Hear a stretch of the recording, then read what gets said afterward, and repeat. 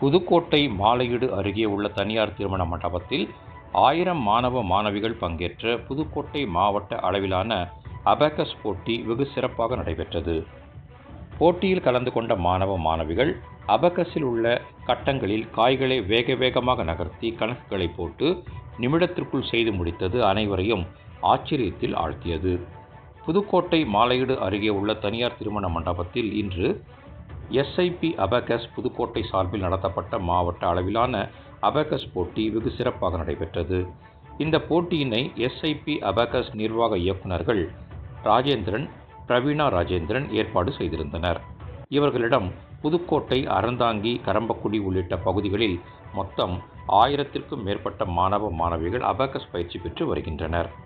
இவர்களின் திறமைகளை ஊக்குவிக்கும் விதத்தில் அதன் நிர்வாக இயக்குனர் ராஜேந்திரன் ஏற்பாட்டில் இன்று 1000 மாணவ மாணவிகள் பங்கேற்கும் அபாக்கஸ் தேர்வுப் போட்டிகள் நடைபெற்றது. இதில் 6 வயது முதல் 13 வயது வரை மாணவ மாணவிகள் பங்கேற்றனர்.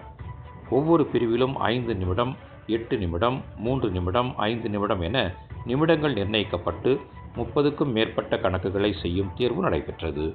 மேலும் இந்த தேர்வில் கலந்து கொண்ட 1000க்கும் மேற்பட்ட மாணவ மாணவிகள் ஒரே இடத்தில் ரெடி, ஸ்டார்ட், 1, 2 என கூறி விசில் அடித்தவுடன் தேர்வில் கலந்து கொண்ட மாணவ மாணவிகள் கைகளில் வைத்திருந்த அபாக்கஸ் இயந்திரத்தின் மூலம் காய்களை வேக வேகமாக நகர்த்தி உடனுக்குடன் கணக்குகளை செய்து அதனை தேர்வுத்தாளில் குறித்து தேர்வு எழுதியது அனைவரிடத்திலும் பெரும் ஆச்சரியத்தை பெற்றது.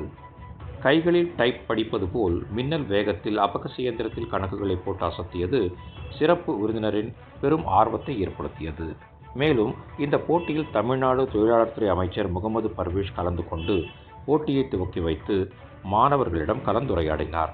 அப்பொழுது மாணவர்களின் பெற்றோர்கள் அமைச்சரிடம் செல்ஃபி புகைப்படம் எடுத்துக்கொண்டு மகிழ்ந்தனர்.